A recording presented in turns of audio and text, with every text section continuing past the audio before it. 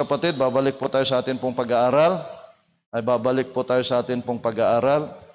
Alright? Sa Book of Genesis.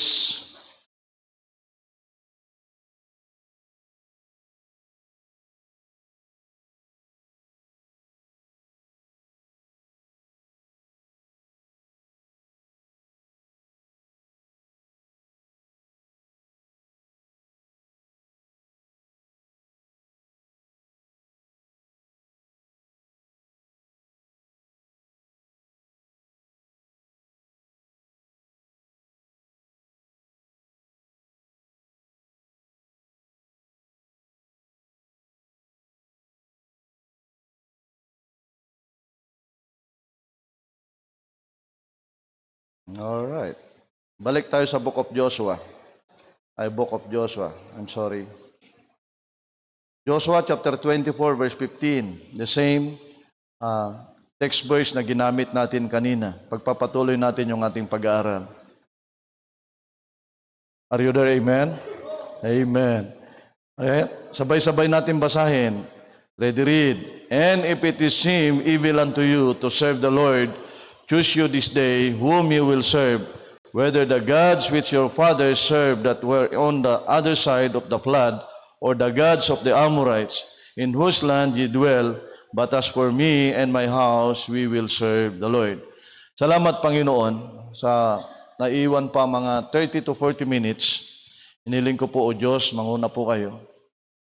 Ma-impart nga po sa bawat anak po ninyo ang inyong kagustuhan na ma-impart po sa amin. Especially po sa amin, Panginoon, na may pamilya na. Kahapon, nag-celebrate ang karamihan, Panginoon, about tinatawag nilang Valentine's Day. Na hindi nakita ng karamihan ano ang ibinubunga ng Valentine's Day.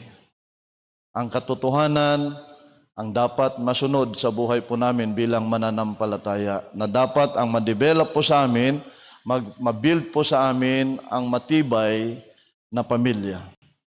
Mangusap po kayo ngayong umaga. Sa pangalan ni Jesus, amen at amen. Sige po, tayo po'y makaupo, kapatid. Alright? This is a continuation sa ating pag-aaral about the family. About the family. Meron akong nabasa na mag-asawa.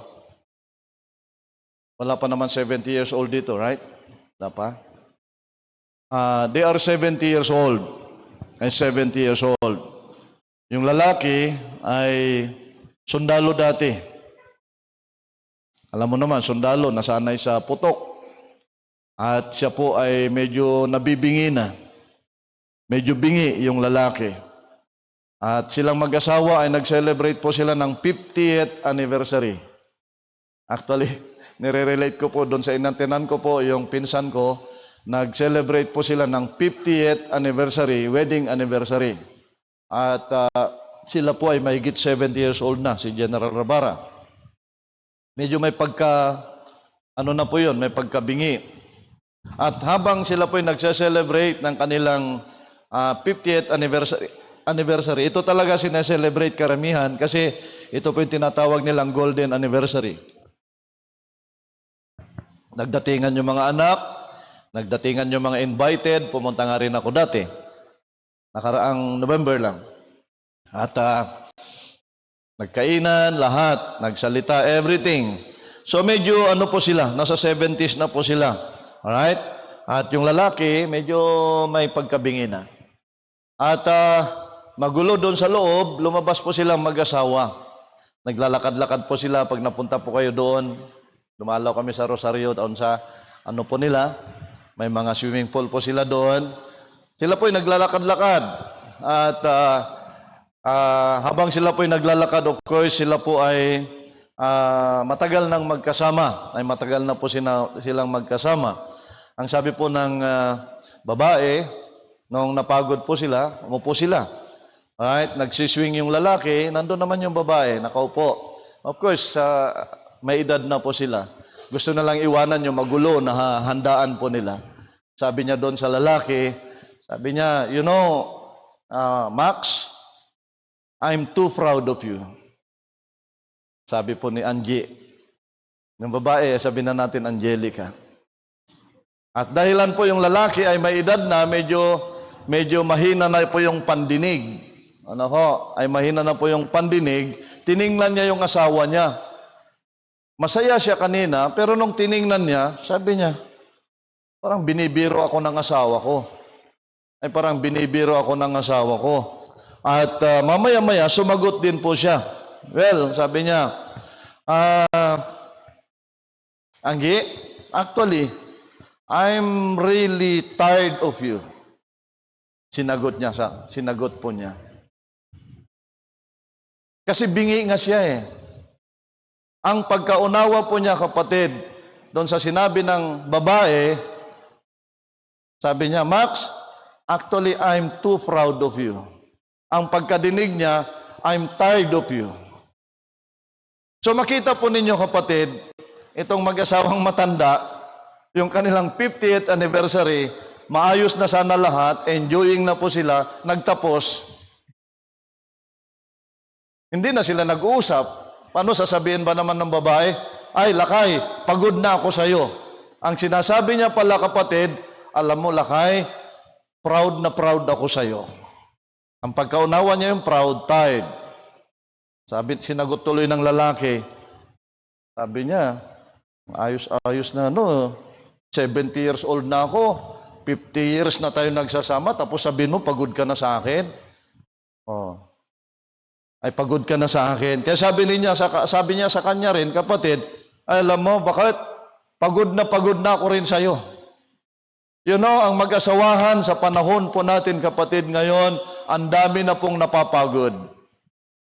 Ang daming mag-asawa na ngayon, kapatid, na pagod na sila sa kanilang pagsasama. Kaya nga, naiko-connect ko po, kapatid, during the tinatawag nilang Valentine's Day, for the sake daw na Valentine's Day, magkikita sila, magde-date sila. After Valentine's Day, away na naman sila. Nagets po ninyo ang kalukuhan ng mundo?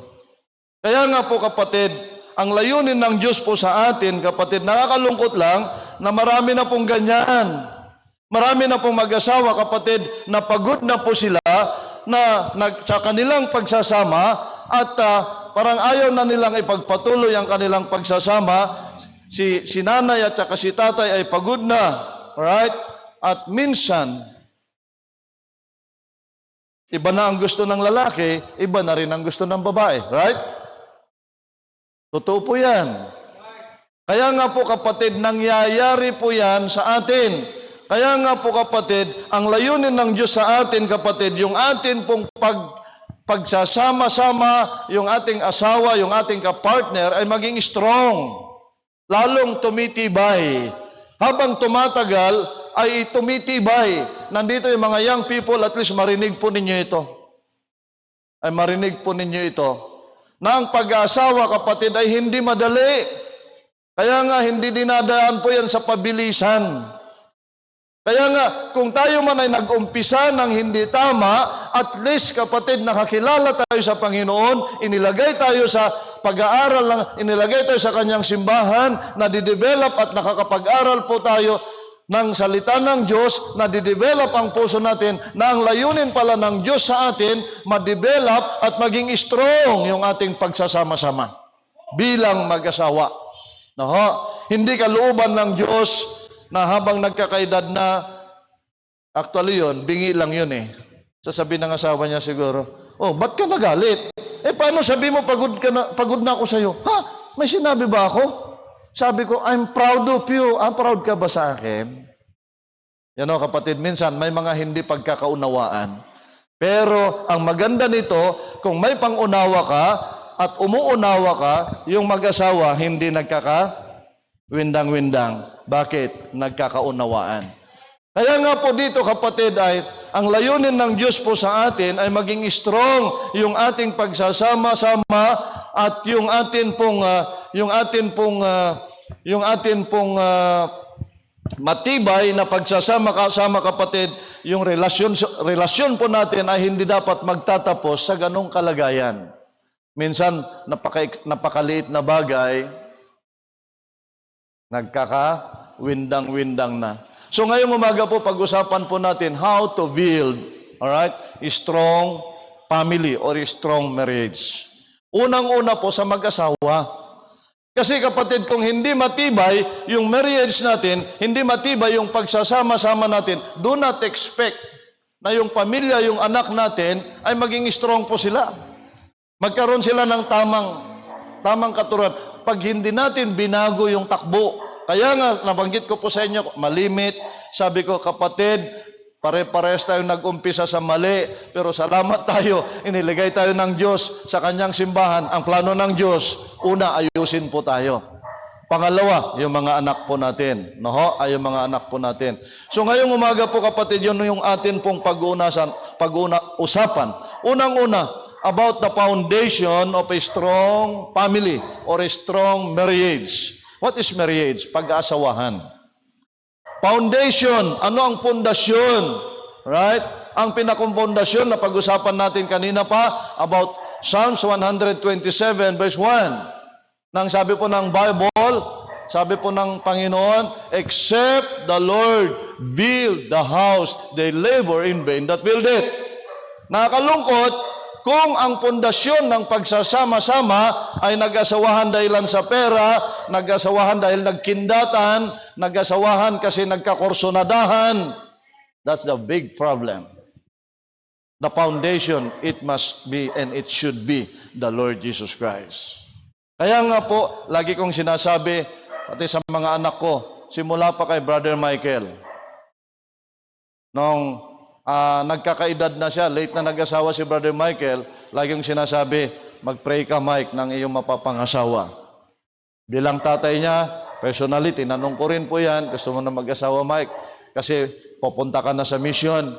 Opo dad, kasi papunta siya ng Vietnam dati, program na mag-mission sa Vietnam, kinakailangan may asawa siyang isasama bilang helpmate. Sabi ko, mag-pray ka ng mapapangasawa mo. Sabi ko, meron ka bang nagugustuhan? Kayo po, sinong gusto ninyo? Sabi ko, tanungin mo si Pastor Hill. At kung ako, tatay mo, magsasabi rin ako. Si ano ba gusto mo? Ayo po, kung siya ang gusto ninyo. Sabi niya, o sige, pag-pray natin parehas. So pinag-pray namin. So ako po yung naniniwala na ang pag-asawa ay bunga ng panalangin. Hello? Kaya nga isinama ko kayo mga young people, kasi kung gusto nyo na mag-asawa at dapat na kayo mag-asawa, manalangin po kayo. Hello? Ay manalangin po kayo. Huwag kayong magpaligaw or huwag kayong manligaw basta-basta. Manalangin kayo, nabigyan kayo ng Panginoon. Hello? Kaya nga kung may simbahan kayo, may pastor kayo, pastor, gusto ko ng mag-asawa, gusto ko na po ng helpmate, lalaki yun. Gusto ko ng katuwang, gusto ko na pastor na mag-asawa kasi nagkakaedad na rin po ako, sabi ng babae, o sige, ipag-pray natin. Nag-gets po ninyo kapatid? Huwag yung nag-chat lang, abay mag-boyfriend, mag-girlfriend na. Ang pundasyon, dapat kapatid, ang sabi, except the Lord build the house, they labor in vain that build it. Itong verse na ito kapatid, tinuturuan po tayo sa katotohanan na sa lahat ng atin pong pinaplano at gusto nating gawin sa buhay po natin, must be based. Hindi lamang pag-asawa, pati pagtatrabaho, pati sa plano sa buhay, must be based on our relationship sa ating Panginoon. Anong relasyon mayroon ka sa Panginoon? Hindi ka makahingi ng ganito sa Panginoon. Panginoon, mananalangin ako ng ganito. Unang-una, hindi ka tutugunin ng Diyos kung hindi ka anak ng Diyos. Hello? Unang-una, magkaroon ka ng relasyon sa Panginoon. Kaya sabi ng iba, ay, hindi ata nakikinig ang Diyos. Paano makikinig ang Diyos sa hindi po niya anak? Kaya nga napakapalad po natin kapatid na tayo po'y napabilang na po sa pamilya ng Diyos na ang panalangin kapatid nakaka-direct na po tayo sa Panginoon. Hindi na natin sinasabi kung kani-kanino. Hindi na kayo pupunta sa akin dito, Pastor. Hindi na. You can pray directly to God. Pag gusto nyo pong may pag-pray, sabihin po ninyo, tumatanggap po ako ng mga message, Pastor, please pray for me at masama yung aking pakiramdam. Kapatid, once na nag-message ka, pinagpipray kita. Kaya sabi ko, I'm praying for you. Huwag niyo ipagkait yung manalangin. Pero, personal kapatid, pwede ka nang dumirekta sa Panginoon. Unang-una, may relasyon ka sa Panginoon.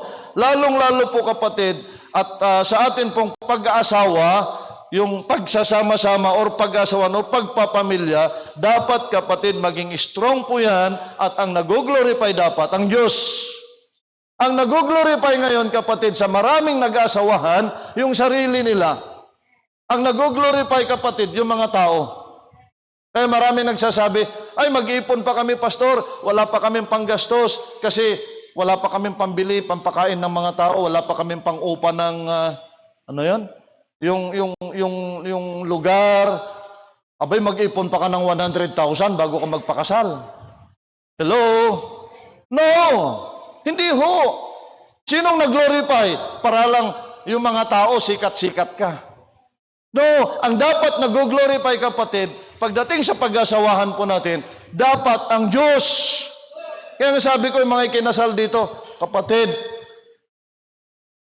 hindi naman importante yung magarbo.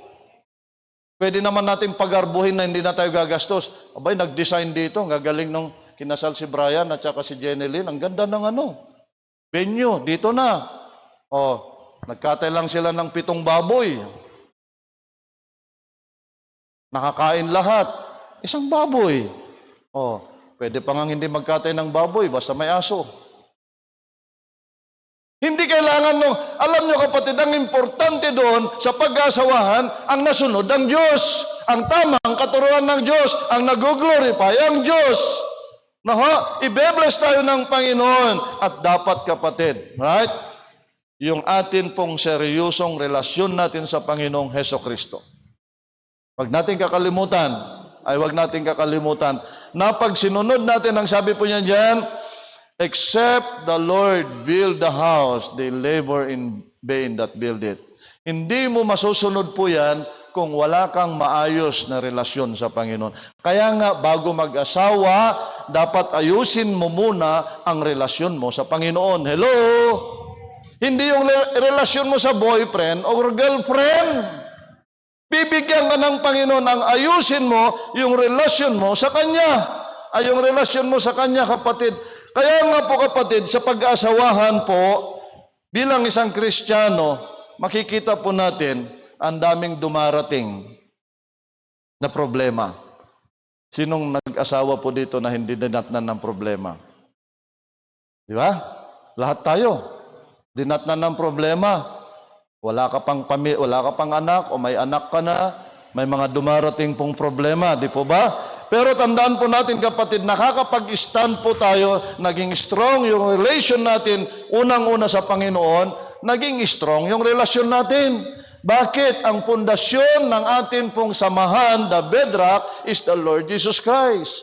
Para pong isang building na ang bahay mo, kapatid, nakatungtong sa bato, anuman yanig ng lindol, matibay, kasi nga po kapatid, nakatungtong sa bato. Sino po ang tinutungtungan po natin? Sino pong pundasyon ng atin pong pag-asawahan? Dapat ang Panginoong Hesukristo. Kaya sabi niya, they labor in vain that build it, except the Lord build the house. So nakita niyo na po kapatid. Kaya nga sa atin, ako late na ako nakakilala sa Panginoon. Alright? Meaning ko, hindi maayos ang relasyon ko pa sa Panginoon nung ako po'y mag-asawa. Hindi ko pa kilala ang Panginoon. Kaya nga, kasal ako, okay, ganito, nasubukan ko, kawindang-windang ang buhay. Nasubukan ko paano hampasin ng bagyo yung samahan po namin ni Sister Joy, pero salamat sa Panginoon. Nung ako po ay asawa ko at the age of 26, 31 years old, nakakilala ako sa Panginoon. That time, kaguluhan ng amin pong relasyon. 3, 4, 5, nandoon ang pagsubok lahat.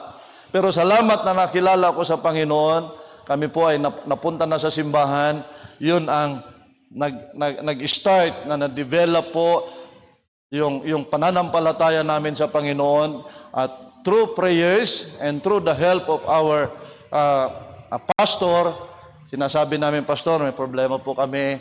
Kapatid, pakipag-pray nyo kami, ganito, ganon. So, salamat sa Panginoon. Kaya nga po, kapatid, sa pag-asawahan po, sana makita po natin, na anuman pong dumating po sa atin, kung si Kristo ang pundasyon ng iyong pag-asawa, ay hindi po basta-basta po mabuwag, kapatid. Turn your Bible in the book of Luke, chapter 6. Luke, chapter 6. Anong sabi po ng Bible? Sabi po ni Kristo, Luke, chapter 6. Alright? Luke chapter 6 verse 47, ang sabi po niya dyan. Alright? Whosoever cometh to me and heareth my sayings and doeth them, I will shew you to whom he is like. Lahat ng lumalapit sa akin, sabi po ng Panginoon. Alright? And doeth them, I will show you to whom he is like. 48, he is like a man which built an house and dig deep and laid the foundation on a rock, and when the flood arose, the stream beat vehemently upon the house and could not shake it, for it was founded upon a rock. Unang-una sabi niya, itong isang na ito, nagtatag ng pamilya, hinukay niya ng malalim, at ang pundasyon po niya ay bato. Dumating ang flood, baha, dumating ang malalakas na bagyo, sabi po niya, hindi po nauga ang kanyang bahay. Why? It was founded upon a rock. Alright? Ang pundasyon ay bato. Ang sabi naman niya sa 49, but he that heareth and doeth not. Ito po yung nakapakinig at sumunod, ginawa po niya ang itinuturo ng Panginoon. Itong pangalawa, he that heareth and doeth not is like a man that without a foundation built an house upon the earth, against which the stream did beat vehemently, and immediately it fell, and the ruin of that house was great. Dalawang klaseng tao, yung isa, dalawa sila nakapakinig ng salita ng Diyos, yung isa, yung napakinggan niya, ginawa niya. Anong nangyari sa kanya? Ginawa niya na ang pundasyon ay malalim at ang pundasyon ay bato. Dumating ang tagbagyo, hindi nabuwag. Pero yung isa, nakapakinig na, hindi niya ginawa yung kanyang napakinggan. Alright, ginawa niya yung gusto niya. Alright, hindi niya ipinatong sa bato. Ano nangyari? Dumating ang unos ng panahon, tumba ang kanyang bahay. Ang bahay na sinasabi niya dito, kapatid, yung pamilya po natin. Maraming nabubuwag na pamilya kasi may katuruan na ng Diyos, ayaw sundin. Nakapakinig na ng mensahe, ang people, makinig po kayo. Nakapakinig ka na ng mensahe, ayaw mong sundin ang salita ng Diyos, ang sinusunod mo, ang damdamin mo, ang kagustuhan mo sa buhay, dumating ang problema, bagsak ka. Dumating ang pagsubok, bagsak ka. Dumating ang tukso, bagsak ka. You know why?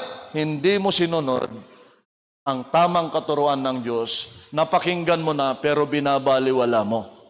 Kaya sabi ko nga, nasaan ang mga napakaraming nakapakinig na dito? Salamat ako, nandito si Ryan. Nasaan sila, nakapakinig na sila, ayaw nilang gawin yung naririnig nila, anong buhay mayroon sila ngayon? Huwag ninyong sabihin, pastor, may trabaho naman. Pastor, nakakahawak naman ng pera. Money and work is not enough. Without the Lord Jesus Christ is nothing. Walang kwenta, wala kang pwedeng ipagyabang. Kahit may trabaho ka, kahit ano pang mayroon ka. You know why? Anytime, pag dumating ang bagyo sa buhay mo, tumba ka. Kaya nga ayaw nilang pumunta ng simbahan kasi ayaw nilang sundin ng salita ng Diyos. Naunawaan po natin, kapatid, yan dapat ang pundasyon ng atin pong pagpapamilya. Kaya kayo, mga young people, bago kayo mag-isip ng mga ganyan, i-develop ninyo ang relasyon ninyo na maayos sa Panginoon. Ang church na ito, tutulungan kayo. Kaya ang church na ito, ipinagpipray kayo, pinapollow up kayo, sinusundo kayo, pinipilit kayo. Pastor, namimilit kasi yung simbahan ninyo .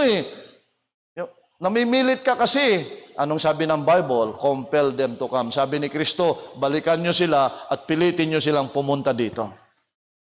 Ang totoo niyan, kapatid, ang normal na tao, ayaw na ayaw pumunta sa simbahan. Ang totoo niyan, kapatid, ang normal na tao, ayaw niya ng salita ng Diyos. Kung ikaw ngayon, kapatid, ay sumusunod ka na sa salita ng Diyos, nandyan ka na, hindi ka nagtsatsaga. Ikaw ngayon ay masipag nang nakaupo, hindi ka na nababagot sa loob ng simbahan, hindi ka na napapagod na pumunta, at sumusunod ka na, ang totoo niyan, kapatid, hindi ka na normal na tao. Kasi ang normal na tao, mas gugustuhin nila pag linggo, nando sa sabungan, nando sa huwetengan, nando sa barkadahan, nando sa sugalan, nandoon sa tambayan, nandoon sa cellphonean. Tama? Yun ang normal na tao. Hindi natin sila masisi kasi yan talaga ang normal na tao. Magpasalamat po tayo, nakakilala tayo sa Panginoon at binabago po ng Diyos ang ating pagkatao. Ito ang buhay ng isang tagasunod ni Kristo, katulad ni Kristo, na siya po ang atin pong sinusundan. Nagkaunawaan po tayo. Parents, anong kailangan po natin? Sinagot kanina, masipag na turuan mo yung anak mo, masipag na dalhin mo sa simbahan, huwag mong sundin ang gusto niya, kundi sundin mo ang salita ng Diyos. Foundation, dapat ang Panginoong Hesukristo. Nakapakinig na tayo, hindi natin sinunod. Well, dumating ang pagsubok, dumating ang bagyo sa buhay natin.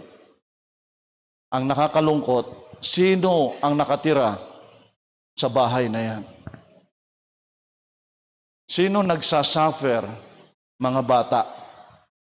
Mabuti pa si tatay, pumunta ng Amerika, si nanay, pumunta ng Spratly Island. Sino ang nagsasuffer? Yung anak. Hello? Ang anak ay galing sa Panginoon. Sino ang masisira? Mga bata. Kaya kapatid, sana po maunawaan po natin, even you young people, before you decide, before you think, before na makipagkita-kita kayo, or before na kung ano-anong iniisip ninyong init ng katawan ninyo, isipin ninyo, mayroon ka bang maayos na relasyon sa Panginoon? Anak ka ng Diyos. Huwag mong basta-basta ibibigay ang sarili mo. Bakit? Kasalanan yan. Yung ginagawa mo, ang ginagawa ng mag-asawa, at hindi kayo nag-asawa, that is a sin. Young people, naunawaan po ninyo. Alright? Number 2, ano po ang napaka-importante or umpisa para magkaroon tayo ng matibay na pag-aasawahan? Alright? Ang sabi po ng 1 Corinthians chapter 13, sabi ni Paul, ay 1 Corinthians chapter 13, tahimik yung mga bata. Mukhang kumakain na sila. 1 Corinthians 13 verse 4, are you there? Charity suffereth long, and is kind charity, and envieth not. Right? Charity suffereth long, and is kind. Charity envieth not. Charity vaunteth not itself, is not puffed up. Verse 5. Doth not behave itself unseemly, seeketh not her own, is not easily provoked, thinketh no evil. Verse 5. Right? Verse 6. Rejoiceth not in iniquity, but rejoiceth in the truth. Right? Dinidescribe po ni Paul ang klase ng pagmamahal na sinasabi niya dito na ito po ang kalooban po ng Diyos sa atin po. Anong sabi niya dyan? Suffereth long. Ano ibig sabihin niyan? Patient endurance even when provoked. A long-tempered love does not retaliate. Ang pagmamahalan, kapatid, nandun po yung patience. Endureth even when provoked. Kahit na napoprovoke ka na, you know what is napoprovoke? Yung parang niloloko-loko ka na lang, or Kahit na alam naman na naiinis ka na, iniinis ka pa rin. Anong kailangan? Patience. Hello? Suffer it long. Kaya nga sa ating mga tatay, patience. Hello? Kahit anong sinasabi ni Mrs., kahit dinadabugan na tayo, patience. Amen. Lakas ng amen ni brother. Max, sabi niya dyan, kapatid, sa verse 4, suffer it long. Ano yung ibig sabihin ng suffer it long? A patient endurance. Kahit na tayo po ay napipikon na, kapatid, a long-tempered, hindi tayo nagre-retaliate dapat. Kaya nga po may kasabihan, alright, ang pamatay ng apoy ay malamig na tubig. Alright? Ay malamig na tubig. A soft answer turneth away wrath. Kaya nga, yung maalumanay na pananalita, kapatid, yung galit ay nawawala. Anong sabi niya dyan? Is kind refers to active goodness. Hindi po galit, kapatid. Love is kind in words and in actions. Hello? Alright. Ang pagmamahal ay tayo po ay mapagbigay, mapagmahal. Hindi lamang sa sinasabi, kundi sa ginagawa. Kaya nga, si tatay, siya ang naglalaba. Hello? Si tatay, siya ang nagtatrabaho sa labas. Si tatay, siya ang maghuhugas. Si tatay, siya ang magluluto. Hindi, kalimitan si nanay. Kasi si tatay ay hindi nakikiramdam. Sabi ng misis ko minsan, dati, nag-aaral ako eh. Pagod na siguro. Sabi niya. Dabog-dabog sa lakad-lakad sa akin, dabog-dabog. Bakit me? Sabi ko, wala kang pakiramdam. Oo nga no. Eh, siya na lahat ang trumabaho. Eh, sabi ko, tumayo ako Pambira, naimasmasan ako. Oh. Nakita ko, nagsasampay. Sampay ako. Sabi ko, me, babanlawan yon. Tinignan lang ako ng patagilid. Banlaw ako. Sige. Oh. You know why? Sometimes ganon, kapatid. Maraming sinasabi, mahal natin, pero hindi naman natin ginagawa. Di ba? Maraming tatay na ganon. Yung mga asawa nyo, magbabakasyon para lang makipag-inuman sa barkada. Ay, kung ako lang, gagawan ko sila ng pulutan. Lagyan ko ng kaunting tayo dan. Tama, para matapos na. Mantakin mo, uuwi sila, imbes na sikasuhin yung pamilya. Bakit? Magpahinga ka na dyan. Ako na ang Canadian ako dito. Ako ang maglaba, ako ang maglinis, ako mag-ayos sa bahay. Bibili ako ng 2 semento, papalitadahan ko tong bahay natin. Nakaw, ibinili pa ng 2x2. Inutusan pa yung anak na bumili ng pulutan, ipinaluto pa kay misis. Nako, kung ako lang, isampal ko yan. Kung ako babae. Kaya nga, kapatid, sana makita ito ng karamihan na yung relasyon natin sa Panginoon, unang-una. Paano mo may papakita na mahal mo yung asawa mo kung wala ka naman aksyon na ginagawa? Ang sabi po niya dyan, kapatid, right? Tuloy tayo. Charity envieth not. Ano po? Ang totoong pagmamahal ay hindi po siya, jealous. Hindi po siya, ano yung jealous sa Tagalog?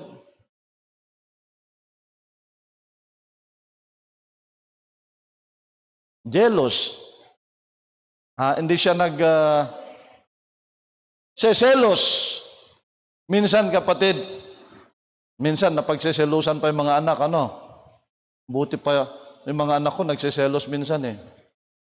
Kaya pag isinama ko si Hadasa, minutor ko, dapat imomotor ko rin si Ina. Kasi, saan ka galing? Hindi man si Sister yung nagtatanong, si Ina. Alright? Ang sabi, envieth not. Ang totoong nagmamahal, kapatid, hindi po seloso. Instead of being jealous when others prosper or excel, love is pleased when they do well. Sinasabi niya dito, kapatid, kung mas malaki ang kita ni Lakay o ni Mrs., wag tayong magjelos. Wag tayong ano. Oho. Ibig sabihin, kapatid, wala pong inggitan sa bahay. Hello? Kung mas malaki yung blessing niya, well, man, pinagpipray ko yung misis ko kaya malakas kumita Di ba? Pag ikaw naman ay hindi kumikita at taong bahay, kumikita si mister, well, proud ako sa asawa ko, hindi ako nainggit sa kanya. Bakit? Yung pera niya, pera ko rin. Naunawan natin, kapatid. Ay, yung pera niya, ay pera ko rin. Minsan may mga ganun mag-asawa, nag-iinggitan. Magpaiking ka, tadakastoy mo. Siya kaawan. Bakit? Sa atin naman parehas ito ako pag nakakatanggap ako ng biyaya, ito, nandito yung tiyahin ko ay nakakatanggap ako ng biyaya. Sabi ko, oy, may blessing tayo. Sabi ko, ayan, pamili mo na ng yan, kailangan sa bahay.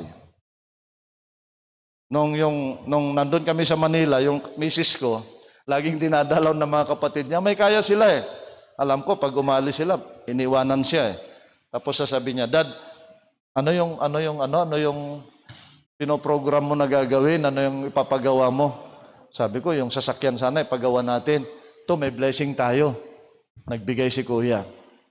So, hindi ako nainggit. Bakit? Ang kanya ay akin at ang akin ay kanya. Naunawa natin, kapatid. Alam nyo, diyan malaking issue sa isang pamilya minsan. Ay, isang pamilya. At ang sabi po niya diyan, kapatid, right? Is not pop-up. You know what is pop-up? Hindi arrogante or proud. Ay hindi arrogante or proud. It does not demand to be number one. Hindi ka proud or hindi ka arrogante. Kumbaga ay, pagdating sa bahay, kapatid, sa magpamilya, actually habang nagkakaedad ako, nung araw, sabi ni Sister Joy, sa family ko, hinarap ako minsan, sabi niya, Dad, sandali lang. Sabi niya, akala mo nasa kampo ka Bakit? Hindi mo naman kami sundalo Kasi gusto ko kasi noon, pag tumawag ako, pag sinabi, Sarge, kape. Sir, kape. Sabi niya, hindi mo naman kami sundalo, wala ka mang kakampo Ay, oo nga, kapatid, minsan ay naging arrogante yung isa. Ay naging arrogante. Salamat ako sa misis ko ngayon. Ay, laging, pag nandiyan, nag-aaral na ako, sabi niya, Dad, kape ka. Uy, sabi ko, okay Tapos, lalabas yan, Dad, gabi na. Naayos na yung higaan ko So, makikita mo yung ganon, kapatid. Ay makikita natin yon. So, hindi po tayo maging arrogante, hindi tayo proud sa bawat isa. Ano man maabot ng isa, well, nandoon pa rin yung pagkakaunawaan. Ay nandoon pa rin yung pagkakaunawaan. At ang sabi niya diyan, it is not easily provoked. Alright? Alam nyo, sa pagsasama sa mag-asawa, puro na lang ata sa akin to Sa mag-asawa, kapatid, lalong-lalo kung parehas kayo nasa Panginoon na, susubukan kayo ng Panginoon, ay ng dyablo. Susubukan ng dyablo yung inyong ang inyong firmness, yung inyong tibay ng paglilingkod sa Panginoon. Na minsan, kapatid, ay gumagawa po si Satan, pinuprovoke po tayo sa iba-ibang kapamaraanan. At kung ikaw, kapatid, ay madali kang ma-provoke, alam ko na po yan, lalong-lalo pag Sunday morning. Nung kami ay hindi pa nagsuko ng buhay, bakit naman pag Sunday morning, kung hindi yung misis ko mainit ng ulo, ako mainit ng ulo? Bakit? Nakatulog ka naman ng maayos.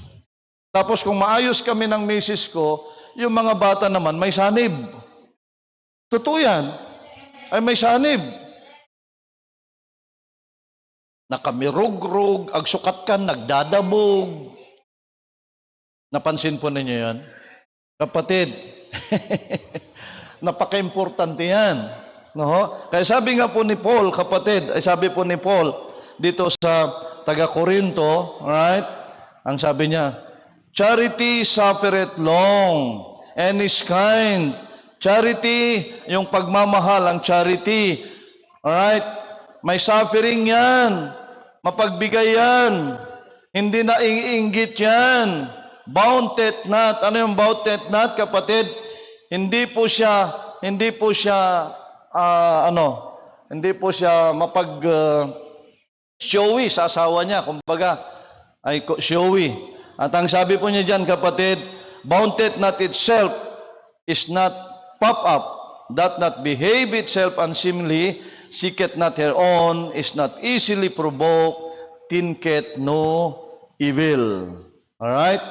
Ang sabi po niya dyan, kapatid, ay si Satan, malimit, nangyayari po sa atin yan eh. Ipoprovoke ka. No?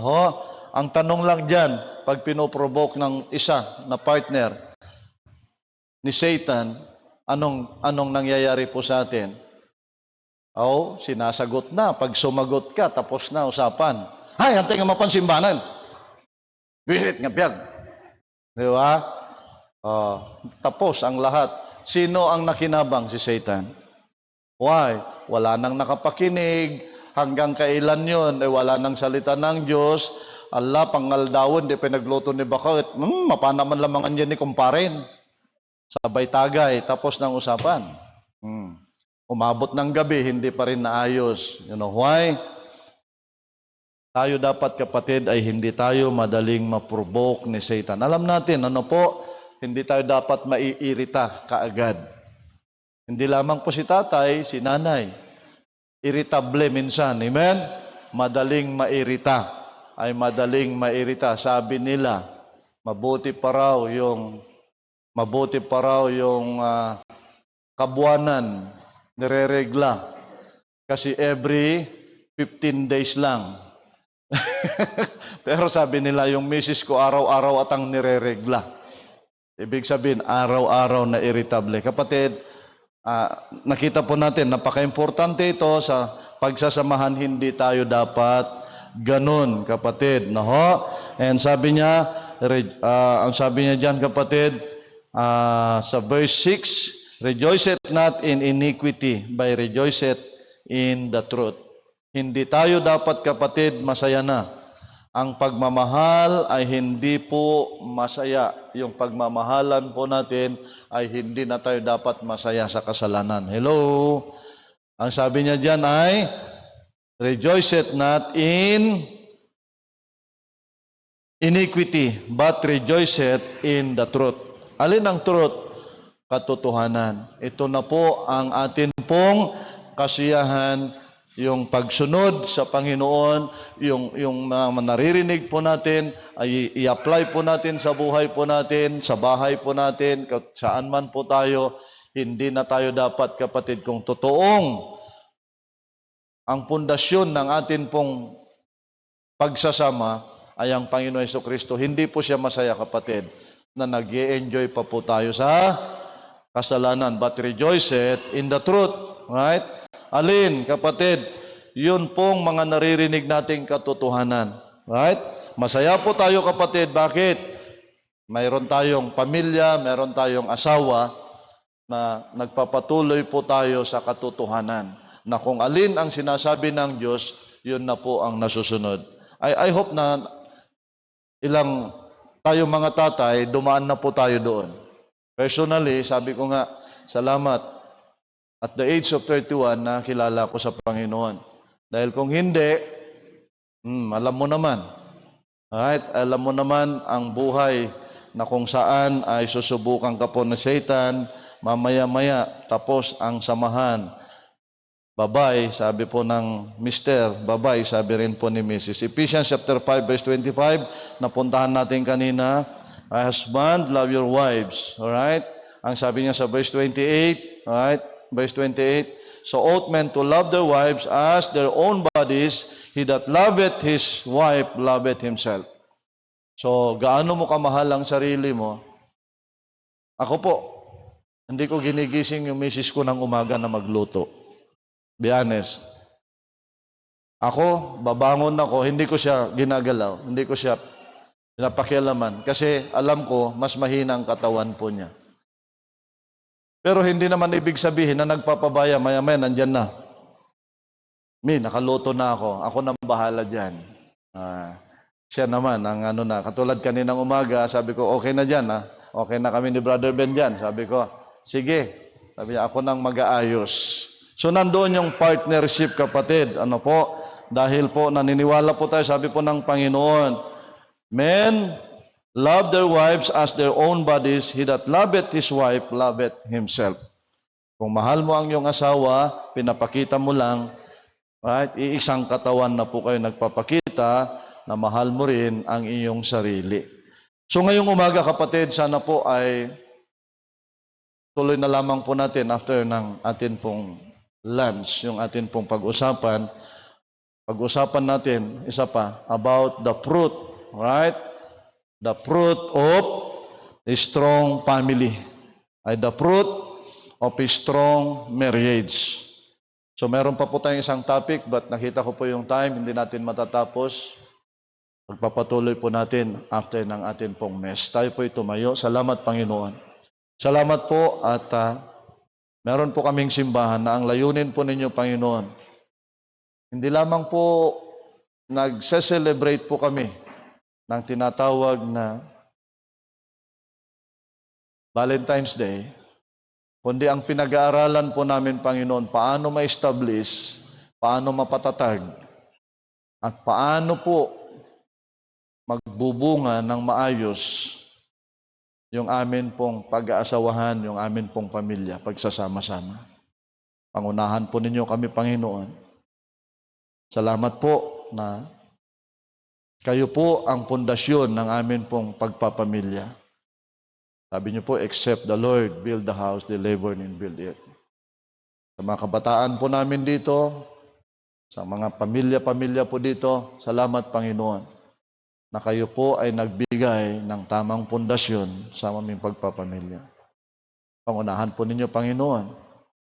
Hindi naman namin natapos, pero salamat na pinakita po ninyo, napaka-importante yung pundasyon ng amin pong pagpapamilya. Pangunahan po ninyo kami, dalangin namin ito sa pangalan ni Jesus. Amen at amen. Kapatid, in-invite ko po kayo dito sa harapan, kausapin natin ang Panginoon. Sige po.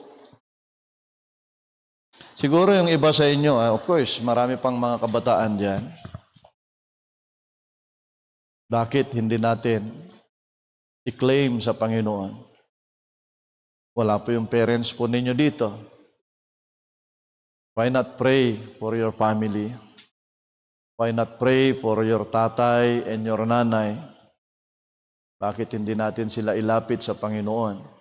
Unang-una sila rin ay makakilala.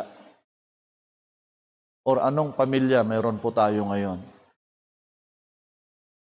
Ang pamilya ba natin ay sobra-sobra ang mga material o financial na bagay, financial. Pero tandaan po natin, hindi po yan katiyakan. Ang katiyakan ng maayos na pamilya, pagpapamilya, dapat ang Panginoon Jesucristo ang pundasyon. Kaya sa bawat tatay, bawat nanay, bakit hindi natin maging kasiyahan na sundin ang katotohanan? Young people, pray for your parents. Madala po sila dito, makakilala unang-una, tanggapin po ang Panginoon Jesucristo bilang sariling tagapagligtas. May dagdag sa simbahan. Mapansin po ninyo, ang dami pong nagsasama-sama po sa mga kabataan ngayon. Pinili nila na hindi sundin ang katuruan ng Diyos. Sabi ng Panginoon, nakapakinig sila pero hindi nila ginawa. Pagdating ng ampas ng pagsubok, bagsak ang kanilang itinayo na pamilya.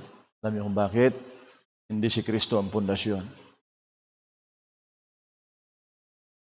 Ngayon, salamat po. Kanina pinag-usapan namin about the family responsibilities. salamat ngayong main service namin. Ang kalooban po ninyo, paano nyo patatagin ang pamilya. Na kung mayroon kami matatag na pamilya, Panginoon, mayroon din po kami matatag na lipunan. Maayos na lipunan, maayos na pamilya. Kaya nakikiusap po ako, patuloy na gamitin nga po ang simbahan na ito, Panginoon, para kami po ay maisaayos. Totoo nga po, na kami po ay nag-umpisa na hindi maayos, pero hiniling ko po, Diyos, na ang inyong salita ang magiging gabay po namin. Kaya sa bawat tatay ngayon, tiklop tuhod, bawat nanay, ng katotohanan, ito na po yung amin pong gabay sa amin pong pagpapamilya. Ganon din po sa mga kabataan po namin, Panginoon. Makita po nila ang katotohanan, may saayos din po ang relasyon nila. Unang-una po sa inyo, Panginoon. May bisita po kami. Hindi ko rin po alam ang kanilang kalagayan, pero hiniling ko po, Diyos, ipaunawan niyo po sa kanila, gusto niyo ipaabot po sa kanila, Panginoon. Dalangin po namin ito at pasalamat, patawad sa mga pagkakasala namin. Dalangin namin ito sa pangalan ni Jesus. Amen at amen. Thank you very much po. At sige po, tayo po makabalik sandali sa atin pong upuan. Habang tinatawag natin yung ating mga ushers. So after the closing prayer, kapatid, ay mag-proceed na lamang po tayo doon sa atin pong sa mga parents. Tuloy po natin yung ating fellowship po doon, kapatid. At young people, paki-remind po ushers, dito na po sila, mag-set up po sila dito sa, diyan po sa before ng tiles, kapatid.